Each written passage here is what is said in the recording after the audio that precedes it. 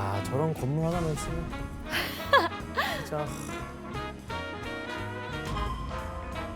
맨해튼에는 1920년대에서 1930년대에 집중적으로 초고층 건물들이 많이 세워졌습니다. 이렇게 올라간 초고층 건물에는 대형은행, 투자회사, 보험사는 물론 세계적인 금융기업들이 몰려들었죠.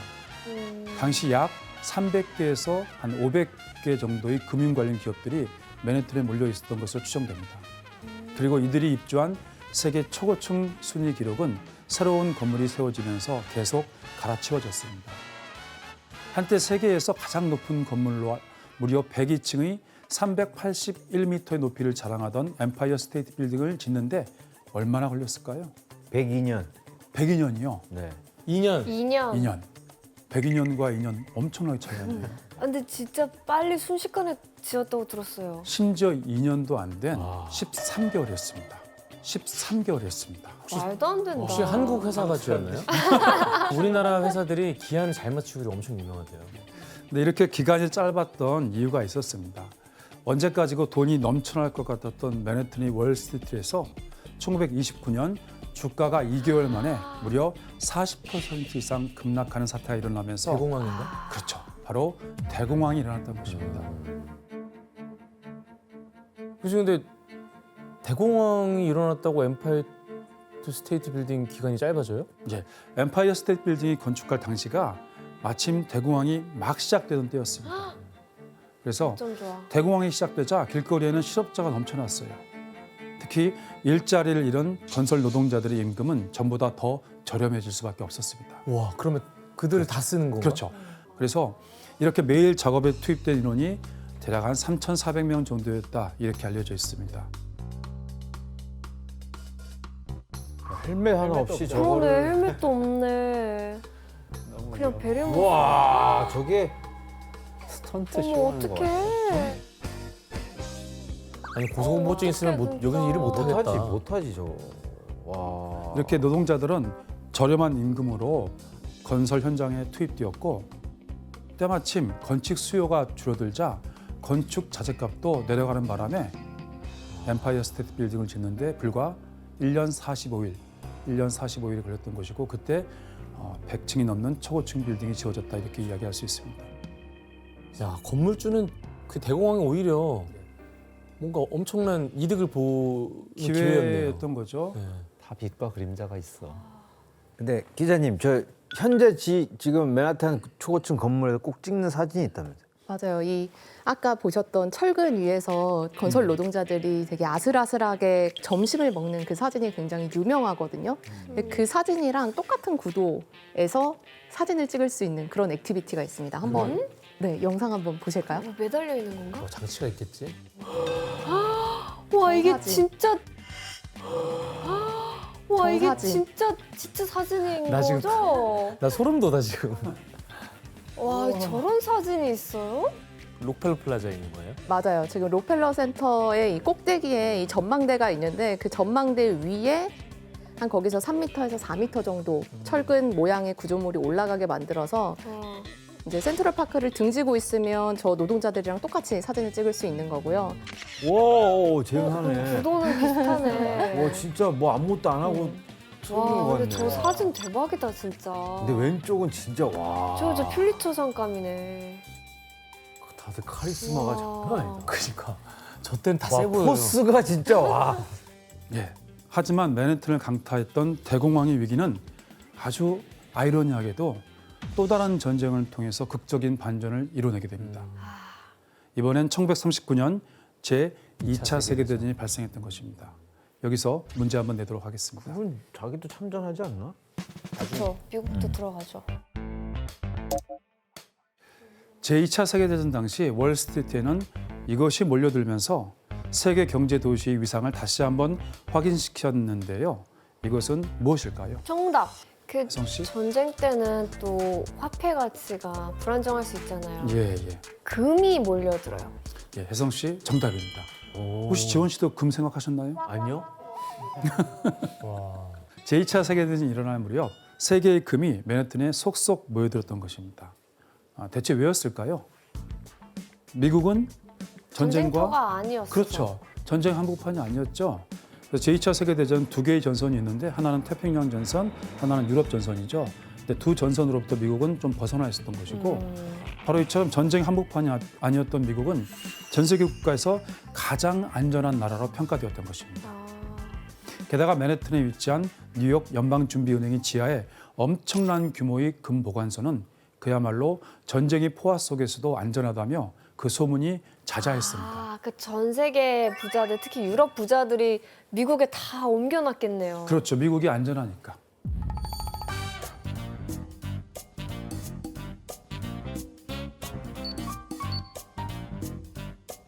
금 보관소는 맨해튼 지상에서 약 24m 아래에 위치해 있었는데 그 위로 지나는 지하철 철로에서도 10m 아래에 있을 정도로 아주 깊은 지하에 위치해 있었습니다. 비밀스러운 공간이네요. 그죠. 금고로 오가는 문은 높이 2.74m에 무려 90톤에 달하는 철제문으로 홀로 진입하는 건 거의 불가능했다 이렇게 알려져 있습니다. 무겁구나. 신기할 것 같아. 4분의 1? 뉴욕 연방준비은행에 따르자면 약 6,200톤의 금이 보관돼 있었습니다. 현재 가치로 무려 300조 원에 달하는 그야말로 어마어마한 규모의 금이 모여 있었던 것이죠. 아, 저기서 일하다가 저 하나만 슬쩍하면 이 금의 주인 대부분은 외국 은행이나 국제 금융기관들로 금을 맡긴 국가가 총 36개국이나 된다고 전해집니다. 전쟁의 위험을 피해 맨해튼에 각국에서 가장 중요한 자산인 금을 맡기면서 다시 한번 세계에서 가장 안전한 최대 경제 도시로 인정받게 되었던 것이죠. 게다가 전쟁이 끝날 무렵인 1944년 유럽과 미국은 협정을 맺게 되는데 전 세계 기준이 되는 통화가 바로 미국 달러가 되었던 것이죠. 기축통화. 그렇죠. 기축통화입니다. 이렇게 달러의 안정성 확보로 전 세계는 이제 월스트리트를 믿고 더 투자하게 되었던 것이고 맨해튼에는 매일 전 세계인들이 돈이 쏟아져 들어오게 됩니다. 공실력이 결과- 더 높아졌겠어요. 그렇죠. 맨해튼은 이제 누구도 넘볼 수 없는 경제 규모를 이룩하게 됩니다. 그리고 전쟁 후 맨해튼은 또 한 번의 전성기를 맞이하게 되는데 바로 세계 최대 증권 거래소인 뉴욕 증권 거래소에 이어 1971년 새로운 형태의 온라인 증권 거래소인 바로 나스닥이 탄생을 하면서부터입니다. 나스닥은 또 뭐야? 다우지수랑 다른가? 나스닥은 뉴욕 증권 거래소와는 달리 컴퓨터를 통해 거래하기 때문에 별도의 거래소가 존재하지 않는 장외 주식 거래 시장이었습니다. 나스닥은 등장하자마자 약 10여 년 만에 뉴욕 증권 거래소의 거래량을 거의 따라잡게 됩니다. 그러네요. 세계 1위, 2위를 기록하고 있는 증권 거래소들 덕분에 맨해튼은 세계의 돈을 끌어모으는 금융도시 위상을 놓지 않게 된 것이죠. 이현주 평론가님, 이게 나스닥 덕분에 세계적인 기업으로 도약한 기업이 많다고요? 그렇죠. 그러니까 원래 증권거래소 상장하려면 상장하면은 일반 투자자들 돈을 많이 모을 수 있잖아요. 그러니까 규제가 원래 심해요. 그래서 뉴욕 증시 같은 경우에는 굉장히 요건이 엄격해서 나중에 상장 많이 할 것 같은데 당장은 돈을 잘 못 벌어요. 이런 기업들은 잘 상장을 안 시켜줬거든요. 근데 그런 기업 중에 우리가 아는 마이크로소프트, 애플 그들을 다 끌어모은 게 나스닥이에요. 나스닥은 그런 규제를 낮추고 거기서 많이 거래하게 했고 또 이미지도 저렇게 전산화를 시켜놓으니까 이런 테크놀로지 앞서 있는 기업들이 나 나스닥 상장한 기업이야 라고 말하기 좋았던 거예요. 그러니까 여기로 더 몰리게 되고 그런 꿈의 증권거래소가 된 거죠. 하지만 세계의 명실상부한 경제 도시가 된 맨해튼에는 부가 집중되면서 탐욕에 사로잡힌 월스트리트에는 위험한 투자, 위험한 거래 이런 것들이 속출하게 됩니다. 그중 끝모를 탐욕으로 월스트리트를 뒤흔든 사건이 하나 있었습니다. 바로 영화 울프 오브 더 월스트리트의 실제 모델인 조던 벨포트 사건입니다. 이 조던 벨포트는 월스트리트에 입성해 고객이 맡긴 돈으로 주식을 올려주는 주식 트레이더였습니다. 공격적인 영업 방식으로 월스트리트의 늑대 이렇게 불렸죠. 조던 벨포트가 주식으로 돈을 버는 방법은 일명 펌프 앤 덤프 수법이었습니다. 펌프 앤 덤프는 뭐 어떤 거예요? 뻥튀기 같은데 약간? 펌프. 펌프 앤 덤프란 잘 알려지지 않은 기업의 주식을 사들여서 뻥튀기, 펌프한 뒤에 투자자에게 팔아치워서 막대한 차익을 챙기는 그러한 방식이었습니다. 사기꾼인데요, 그러면? 그런 셈이네요. 그 정도 가치가 아닌데 가치를 높다고 네, 뻥튀기를 해서 판다는 얘기 아니에요? 맞습니다. 특히 조던 벨포트는 장외 시장에서 거래되는 페니스톡이라고 불리는 주식을 팔았는데 한 주당 가격이 1달러가 안 되는 저가 주식이었습니다. 그래서 페니스탁인 예, 거예요? 쉽게 말해서 싸서? 쓰레기 주식을 팔았던 것이죠. 이렇게 1989년 조던 벨포트는 투자은행인 스트래튼 오크먼드라는 회사를 세우고 이제 조직적으로 쓰레기 주식을 팔아치우기 시작했습니다.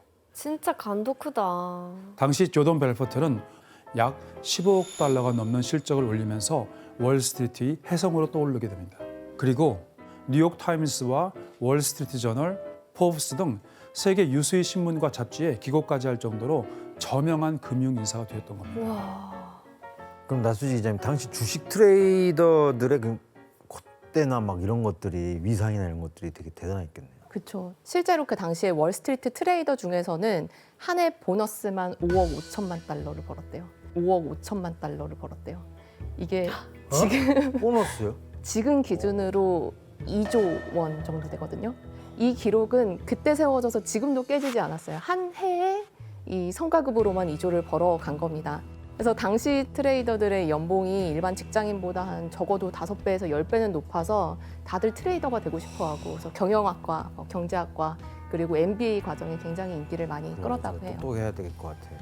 교수님, 이렇게 잘 나가는 트레이더의 수법이 어떻게 세상에 알려지게 된 거예요? 예, 만족할 수 없었던 조던 벨포트는 불법 거래를 통해 재산을 더 증식하려 했다가 덜미를 붙잡히게 됩니다. 드디어. 예, 한 회사를 집어삼키려 차명 계좌까지 만들어 해당 주식을 85%나 사들였던 그는 결국 FBI에 체포되었던 것이죠. 아유, 참. 결국 1999년 그의 불법적인 영업 방식이 모두 들통이 나면서 벨포트는 증권 사기 혐의로 기소돼 감옥에 가게 되었습니다. 그로 인해 피해를 입은 투자자들의 돈은 무려 2억 달러에 달했다, 이렇게 전해집니다. 그런데 월스트리트 탐욕은 여기에서 끝나지 않았습니다. 2007년 그야말로 전 세계적인 금융위기를 불러온 최악의 사건도 발생하게 됐죠. 바로 이 사건은 2007년 서브프라임 모기지 사태로 시작된 금융위기입니다. 서브프라임. 예. 2008년. 무슨 뭐 서브프라임 모기지 사태 워낙에 좀 유명한 사건이잖아요. 그죠. 뭐 정확히 어떤 사건이었죠? 당시 미국에는 3단계의 신용등급이 있었습니다. 가장 높은 등급을 프라임 등급이다, 이렇게 불렀던 것이고요. 중간 단계를 RTA, 가장 밑에 있는 등급이 서브프라임 등급이다, 즉 낮은 신용 등급이다, 이렇게 이야기할 수 있습니다. 즉 서브프라임 모기지라는 것은 이 낮은 신용 등급의 사람들에게 빌려주는 주택담보대출이었다, 이렇게 이야기를 할 수 있겠습니다. 당시 미국의 경제는 경제 활성화를 위해서 저금리 기조가 유지되고 있었습니다. 저금리 기조. 이 때문에 대출을 이용해서 집을 사게 되면서 부동산 가격이 엄청나게 올랐습니다. 하지만 주택 가격의 상승폭이 이자율보다 훨씬 높아지자 어차피 대출을 못 갚을 것 같으면 집을 팔아들이면 되니까 주택담보대출로 집을 사는 사람들이 늘어났던 것입니다. 그러겠죠? 네.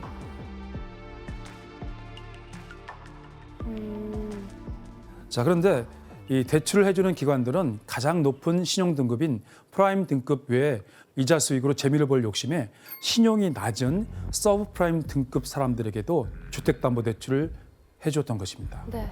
당시 심지어 죽은 사람 이름으로도 대출이 나왔다, 와. 이런 말이 있을 그냥 정도였습니다. 막 퍼줬고. 심지어 강아지 이름으로 대출 받았다는 얘기. 뭐 그냥 체크를 별로 안 하고. 누구나 대출이 대출을 가능했던 해준 거죠. 것입니다. 문제는 이러한 저금리로 생성된 거품이 이제 언젠가는 꺼질 수밖에 없었던 것입니다. 거품이 꺼진 뒤 변동금리가 10%를 넘겨버리게 됩니다. 이때 서브프라임 등급의 사람들은 갚아야 할 돈이 이제 갑자기 몇 배로 늘어나니까 집을 다 내놓는 거지. 그렇죠. 수많은 서브프라임 등급의 사람들이 집을 포기하며 파산해버리자 은행에서 이 집을 가져오겠죠? 담보물이니까. 근데 문제는 이 집값이 떨어졌던 것입니다. 집값도 폭락하고 결국 은행은 엄청난 손실을 입을 수밖에 없었던 것이죠. 대출을 마구잡이로 해준 게 문제였네. 그런데 여기에는 또 다른 문제가 엮여 있었습니다. 미국의 금융기업들 역시 서브프라임 모기지 상품에 대거 투자하면서 이득을 보고 있었거든요. 하지만 이 서브프라임 등급의 사람들이 돈을 갚지 못하고 파산하고 돈을 빌려준 은행도 파산하니 여기에 대거 투자했던 금융기관들도 파산하게 된 것이었죠. 사기꾼들이네, 사기꾼들.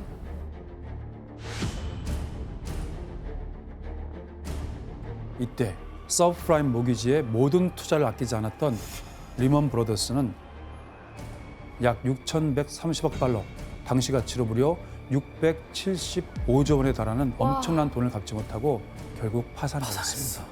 이게 얼마나 심각한 거냐면요. 아까 집을 잃어버린 사람들도 물론 문제예요. 집 차압당하니까 못 갚으니까. 근데 리만 브라더스가 중간에 파산하잖아요. 그러면은 나중에 거기 투자했던 전 세계에 있는 모든 투자가들이 한꺼번에 무너지는 거예요. 그래서 크기는 880만 개의 일자리가 사라졌다. 그리고 19조 6천억 달러가 사라졌다. 이경원이라는데 이경원이란 건 이제 뭐 이렇게 상상하기 힘든 액수인데 그 돈이 전 세계에서 사라졌다. 와. 에휴, 사람들 욕심 때문에. 그러나 월스트리트 탐욕이 불러일으킨 사건은 여기에서 끝나지 않았습니다. 리먼 브라더스 파산 후 금융위기가 본격적으로 시작되던 바로 그때 월스트리트에서 시작된 사상 최대 사건이 발생합니다. 대체 어떤 사건인지 우리가 화면을 통해서 한번 보도록 하겠습니다.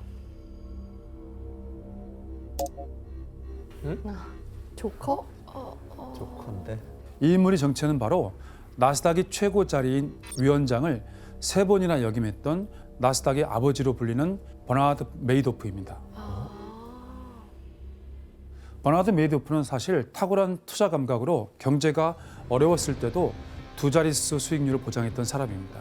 그 결과 1970년대 초부터 2008년까지 그에게 투자를 맡긴 고객만 해도 전 세계 136개국에서 3만 7천여 명에 달했을 정도로 그의 명성은 자자했습니다. 하지만 2008년 12월 버나드는 사기 혐의로 체포되었습니다. 대체 어떤 사기를 쳤을까요? 버나드 메이도프는 신규 고객한테서 받은 투자금으로 기존 고객에게 이자나 배당금을 지급하는 방식으로 사기를 쳤던 것입니다. 돌려막기 하는 건가요? 그렇죠. 돌려받기입니다. 이른바 폰지 사기이다. 이렇게 부릅니다. 오, 많이 들어봤어요. 이렇게 그가 투자받은 금액은 역사상 가장 큰 사기 피해 규모인 약 650억 달러, 무려 약 72조 원이 넘는 돈이었습니다. 72조 원이 넘는 돈이었습니다. 한 상상할 수 개인이 없는 저렇게 돈이죠. 했다고요? 심지어 그의 고객에는 유럽 최대 은행이었던 HSBC를 포함해서 각 나라의 은행은 물론이거니와 각종 보험회사와 증권회사까지 전 세계로 뻗쳐 있었습니다. 여기엔 유명인들도 포함되었는데 E.T. 주라기 공원을 만들었던 세계적인 영화 감독 스티븐 스필버그와 프로야구팀 뉴욕 매치 구단주 등도 사기 피해자였습니다. 이용당한 것 같겠네요. 그렇죠.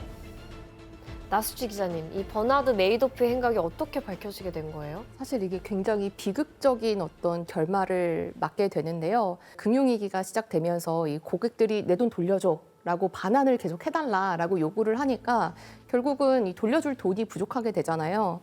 그러니까 더 이상 거짓말을 못하고 가족들한테는 사실을 밝힙니다. 사실은 내가 이런 일을 해왔다. 그런데 이걸 들은 두 아들이 아버지를 신고를 했고요.